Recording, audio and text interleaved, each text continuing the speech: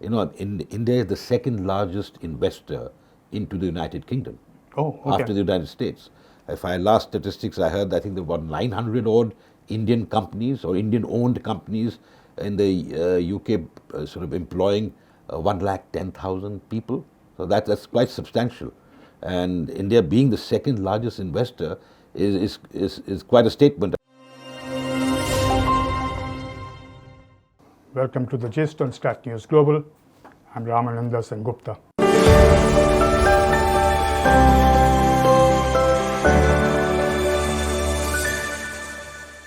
Our very, very special guest today is Ambassador Yashwardhan Kumar Sinha, who served as High Commissioner to the UK, to Sri Lanka, Ambassador to Venezuela, Consul General in Dubai, and various other spots around the world.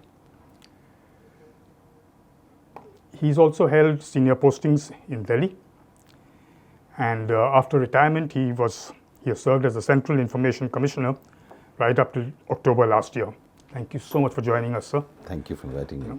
But I know that your expertise spans a whole lot, but we're going to be talking about the UK and the upcoming elections, sir. So what is if you take it right from the bottom, what made Sunak decide that he wants to quit right now? Was he forced to do that, or do you think he did it as a sort of a ploy to assert to show that he's, I wish I could answer that question because a lot of people are asking this question. The timing and the very short lead up to the elections on July 4th, the campaign time, etc. I'm not sure what his calculations were because he had up till December really to call elections, but he decided to do it now. There is a body of opinion that believes that the economy was doing slightly better. They pulled out of recession really with a growth of 0.6% and 2.3% inflation, controlled it from 11%, steadied the ship, so to speak, as far as the economy is concerned, particularly the disastrous brief period that his predecessor was in office. So all that he perhaps thought that might help, but then there are, on the negative side, there are other issues that have worked against him. And things like the NHS, for instance, the waiting in the NHS, I believe, is about 7.6 million. I think 2.5 million people are on food bank and 4.3 million children are in poverty. There are statistics which I just read recently, which is actually quite alarming for a developed country like the UK. But having said that, I think Mr. Sunak is also the fall guy as far as the Conservatives are concerned. Don't forget that in the 14 years that the Tories have been in power, he is the 5th Prime Minister. I know. And that itself doesn't inspire too much confidence as far as the voters go. But sir, after having decided that, I think even he knows that he's not coming back.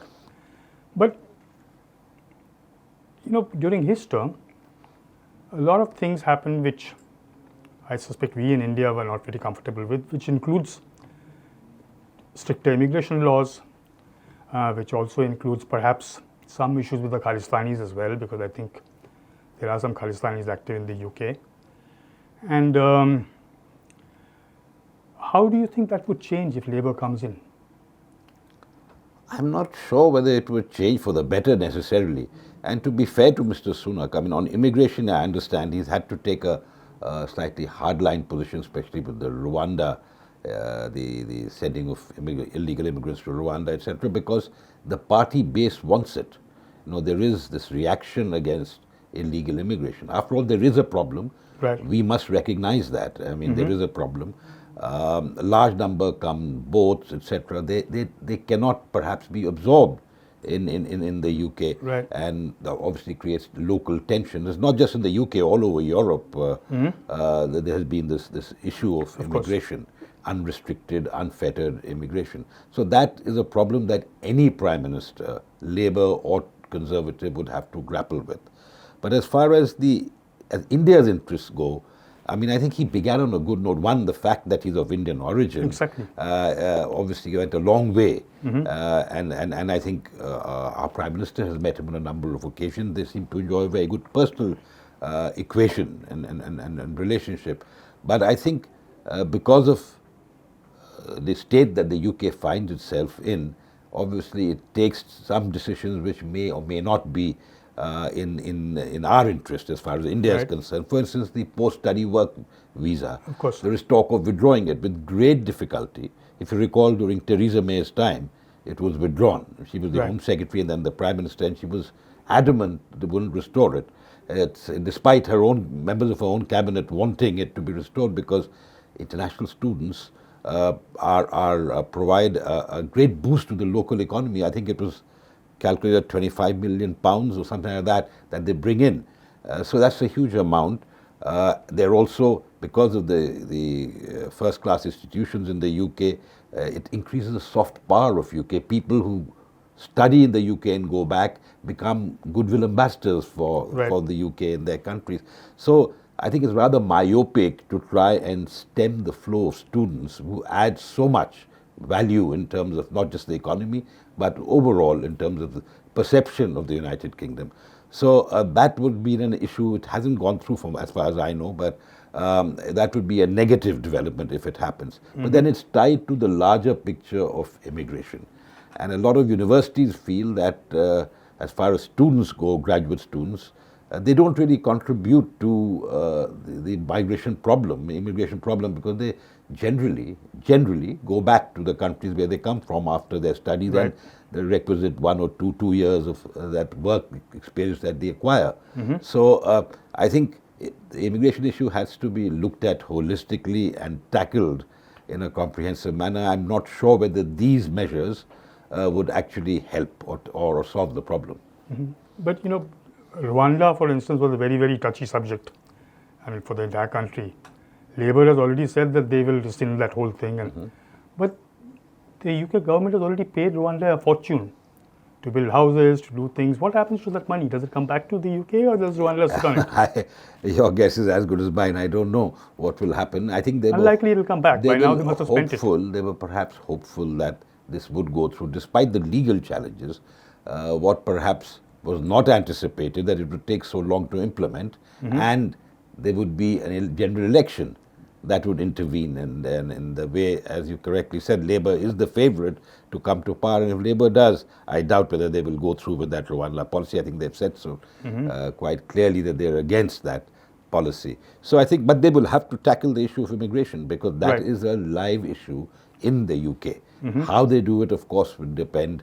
You think Labour will have a slightly softer way of doing it? Because their support base comprises immigrants mainly, and the working class. So I think they will find it difficult to adopt any harsh measures that could make a material difference to the inflow of immigrants in the UK. But I'm a layman as far as these things go, but the easiest way to differentiate would be the illegal immigrants and the legal immigrants. I mean, people who want to migrate legally and the people who just come across, and the people who come across illegally are the people who actually turn out to be, at least for the first generation or so, a drain on the exchequer. So why can't they just differentiate on that particular aspect and do something? I think that would be the ideal situation, but it's easier said than done, because a lot of this immigration that came in earlier as illegals now are very much part of the economy. And then you throw into the mix Brexit. When Brexit happened, a large number of Europeans, especially from East and Central Europe, went back. Now, there was a dearth of trades like carpenters and plumbers, etc. Somebody has to fill the vacuum. So they themselves, and they could be legal, I'm not saying they're illegal necessarily, but there would be a mix. It's not easy. In fact, with India, we have the UK and India have a dialogue on taking back people who have come illegally. It's not an easy issue to resolve. Absolutely not. Because for us, we have to establish clearly that they are Indian nationals. Yes, they could be from anywhere, any South Asian country. Absolutely, and the security problem, you mentioned Sikh extremism, but there are other problems, issues. We have to be extremely careful. So, identifying illegal immigrants and then deporting them back to their countries of origin, not just India, but anywhere, would be very difficult. That would be difficult, but it would still be an easier way than, blanketing everybody under the same thing. The other thing that, I believe caused, as you said, the National Health Service and all that stuff. So why has they not really used it? The economy was in bad shape, and nobody's got pensions. You see them striking every now and then. Why is that in such a mess? UK was still at one time a production power. It used to do well. Absolutely. I mean, you talked about the National Health Scheme. It's one of the best schemes that was devised. Welfare measures for citizens. But unfortunately, over the years, there have been problems. One, because the increase in population, of course, not just the immigrants coming in, but don't forget that if I remember correctly, 20-25% of the NHS doctors and paramedics are from India. Also immigrants, yes. And from India and Indian origin. So they play a very important role. I mean, the Indian doctors all over the world, particularly in the US and Canada and elsewhere, but in the UK definitely play a very important role in providing services. Without them, the NHS, which is already stretched, would face a huge, huge problem. So I think the NHS, because of the backlog, I think 7.5 million people in the waiting list, it's huge for a country as small as the UK. So obviously there is an intrinsic problem within the NHS. What exactly that is, I think governments will have to try and see how they can address. If there is a shortage of paramedics, if there is a shortage of doctors, they must get in people who are qualified from outside. It's simple as that. But when it's a question of demand and supply. Right. So I think we are very well placed, and we have actually in the past, and we continue to do so, provide these services. People, doctors and nurses, etc., get recruited. But if you put a ban on them, or if you put an artificial cap, then you create a problem for yourself, and that's the NHS is facing that problem. That's only one manifestation of this problem, but there are other areas where the UK, which at one time the economy was doing extremely well, is now floundering. And I dare say Brexit is responsible, but I don't want to get wade into that controversy. But Brexit certainly was a huge disruption. Of course. And which caused major problems to the economy. And I lived through part of that in the UK, and then I've been seeing what's happening since. I think you compare the growth of the UK economy when it hadn't joined the European Union, then the period that it joined the European Union, and now when it left the European Union, you will see that decline in the growth of the UK after it left the European Union, after Brexit. What would be sort of the UK's main sort of exports in that sense? What would they be exporting? The UK it has critical technology, for instance. It was a manufacturing base. Automobiles still manufactured. Of course, now there are global supply chains. So while Jaguar Land Rover may be owned by Tatas or MG by a Chinese company, and there are others, but that's globalization for you. But they had steel production, for instance. That has been affected because, again, you have steel being manufactured globally, different places, cheaper. So you become non-competitive. So it's difficult. When you're part of the EU, of course, there's a larger market that you had. For instance, JLR used to sell, of course, China was their number one market, but Europe was a very important market for them. And I'm not sure how much they've been impacted by leaving the European Union, the automobile sector, JLR in particular, but the automobile sector as a whole. So there are other areas, pharmaceuticals, for instance. They are critical, because the UK has advanced technology, critical technology, and we know that because after all, during COVID, we collaborated with them, with AstraZeneca for Covishield. But not only that, in science and technology, I've seen it myself. Some of their institutions of excellence are world beaters, really, world leaders. That in technology, in science and technology, in fintech, in the financial sector, London continues to remain the most, if not the most, among the most important financial centers in the world. And I think it will continue to do so, be so in the future. So I think there are many things going for the UK, and yet there are things that are dragging it down. So it's a mix, and a new government that comes to power will have to grapple with these challenges. Coming back to relations with India, have we dealt with the Labour government before? Oh yes, of course. We've had, in fact, if you recall, Clement Attlee was the Prime Minister when we attained independence, and the initial years of our independence and even after, Of course, we had the Churchill experience, so that's why perhaps our perceptions were colored, that Labour was perhaps more pro-India than the Conservative. But that argument has been stood on its head right now, the current 10, 15, 20, 30 years, I would dare say. I mean, I remember when Her Majesty Queen Elizabeth was coming to India in, what was it, 1997, the then Foreign Secretary, a Labour Foreign Secretary, made some statements that really vitiated the atmosphere. I know, I remember, yes. And his successors, what his name was, Robin Cook, the late Robin Cook. Uh-huh. When you had other Labour leaders who followed him, who have followed in a similar vein or made statements in a similar vein, which have not been well received in Delhi or in India. So I think, and even public perception, that during Jeremy Corbyn's time, for instance, the perception was that the Labour leadership was held captive by a coterie of politicians or members of parliament from the Midlands, from northern England, who espoused a very different line as far as India is concerned, right. Which was very pro.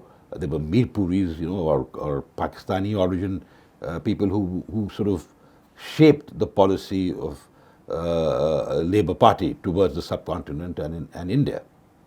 So I think we have experience of how things have evolved.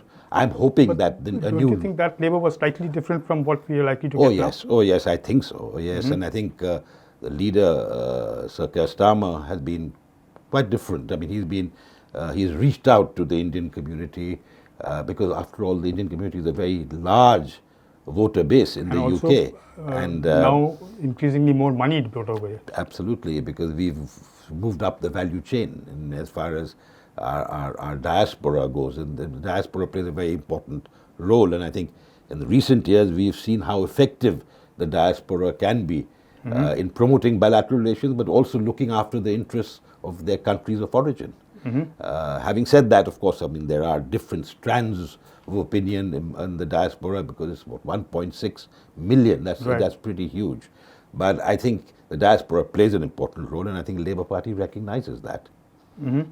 But just something that just struck me. I used to work for an Indian ethnic newspaper, as they call it, out of New York, called India Abroad. Yes, I know India Abroad. And we were planning to, at that time, try and see if we could launch the same paper in the UK.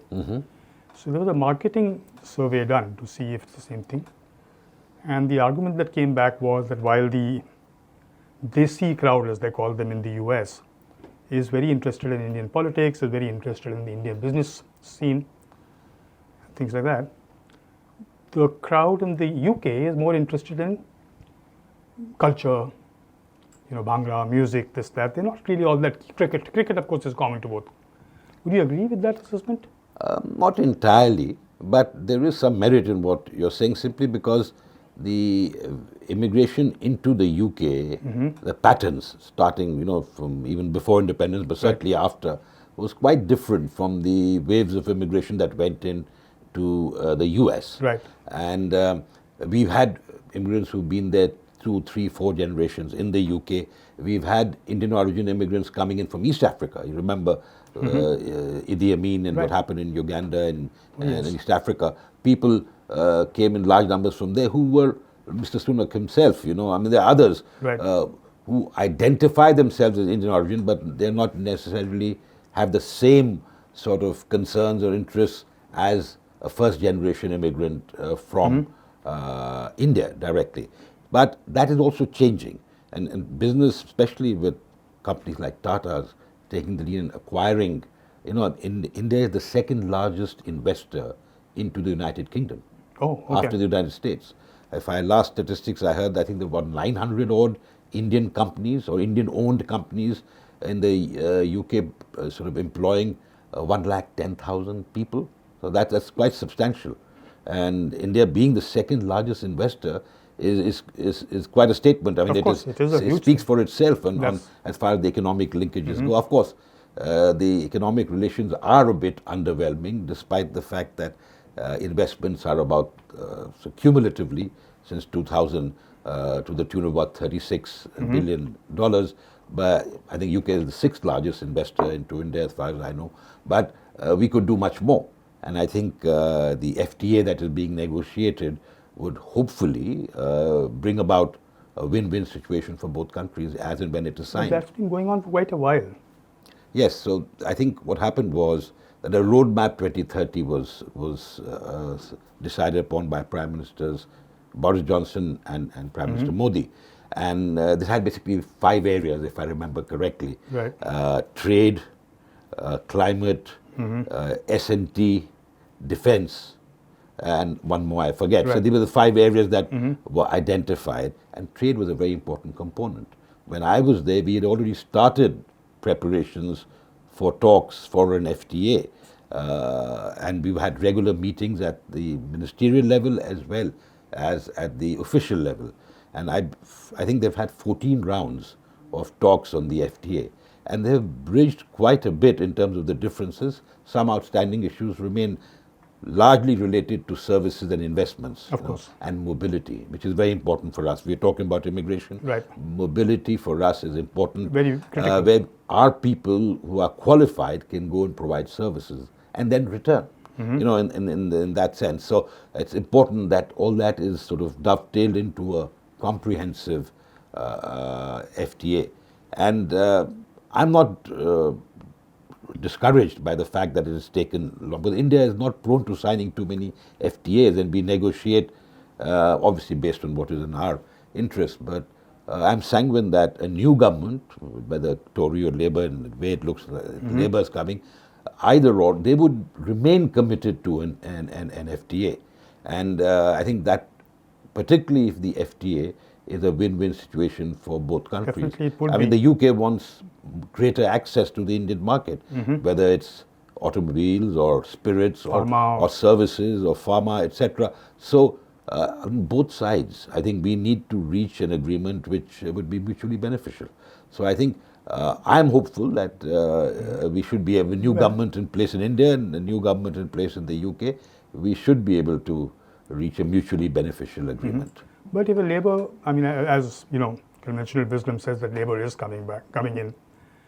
Do you see any particular changes in sort of bilateral relations? Any particular areas where there might be stress or there might be changes which? Oh yes, I think there would be issues concerning human rights, democracy, what they call, a diminution of democracy in India, or human rights issues, or whether it's issues related to Punjab or Kashmir or whatever, would be articulated by, I wouldn't call them lobbies, Right. but certain interests, Absolutely. which the Labour Party would not be able to ignore. However, they would have to be very careful on how they manage that, because if things go out of hand, or if statements are made that provoke a reaction here, that would only vitiate the bilateral that messes relationship. up. It could spiral into a. I hope not. I hope that doesn't happen. I think there would be mature leadership on that side who will realize how to put a lid on some of these activities. You mentioned Khalistanis. I mean, irrespective, the fact that they're so active, they're being given the latitude, whether it was Tory government or on the garb of freedom of expression, Right. to actually go and attack the Indian High Commission. Exactly, that's what I was And coming to. so I think these acts of vandalism cannot be tolerated, obviously. So I think the government there would be obligated to ensure that such incidents don't recur, because that would have a very damaging impact on bilateral relations. But having said that, I think people are aware of the sort of pressure points and what would actually cause problems as far as the bilateral ties are concerned. So I think they would be conscious and try and avoid such pitfalls. Because in the larger interest, I mean, if you see the larger picture, stronger relations between India and UK are a win-win situation for both, because we have so much to get as far as the UK is concerned, and the UK, which is now, India has overtaken UK as far as the in the global economy in terms of GDP. I think UK would have tremendous benefit in terms of access to Indian markets, and some of their companies like JCB, for instance, who have been here for a long time, are doing good work. They've already Right. sort of built up that reputation. There are other companies, especially in the SME sector. In the SME sector, the UK is very strong, and I think we would benefit in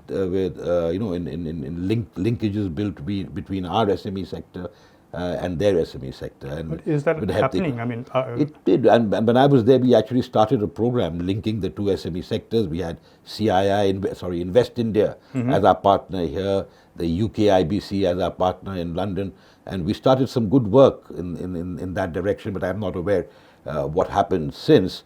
But SME would be a focus as far as we are concerned, and CII and CBI, the Confederation of British Industry, have institutional linkages. There is constant interaction between the business communities. There, in fact, some of our captains of industry, a large number of them, have second homes in London. Absolutely. So I think we know each other well.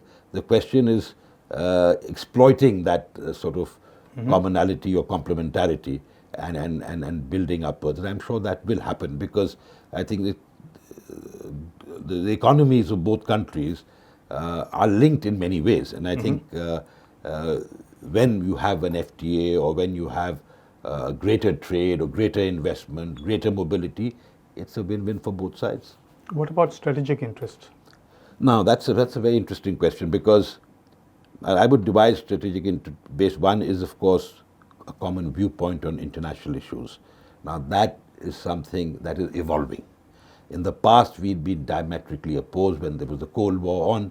Now there's much more in terms of common interests or common viewpoint, but yet we do differ on important issues regarding, issues like the Ukraine war, for instance. We are not exactly on the same page, but I think the fact that we have a dialogue, that we talk to each other regularly at the political and at the bureaucratic level, that helps in narrowing down the differences, or at least a greater appreciation of the other's viewpoint. On the other side, I go to defense. Now, again, in defense, the UK is a traditional partner of India, yet it's not a major partner. It's not. Because for various reasons. I mean, of course, we had Russia earlier, now US, Israel, France. Right. They are our major partners, UK isn't. But yet, UK had a lot to offer. Of course. Us, whether it's the propulsion systems for the Navy, or whether it's the tanks, or just heavy armaments, or just technology. Britain is very advanced there. Rolls-Royce is still a force, no? Whether you like it or not. Absolutely, yes. And so we need to find a way. Earlier, I think the UK model was to sell outright sales. Now, as far as India is concerned, we're talking about Atmanirbhar Bharat.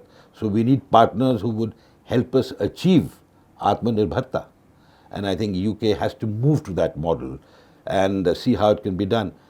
To get the private sector, the US has done that way. Perhaps the UK could emulate what the US has done with India.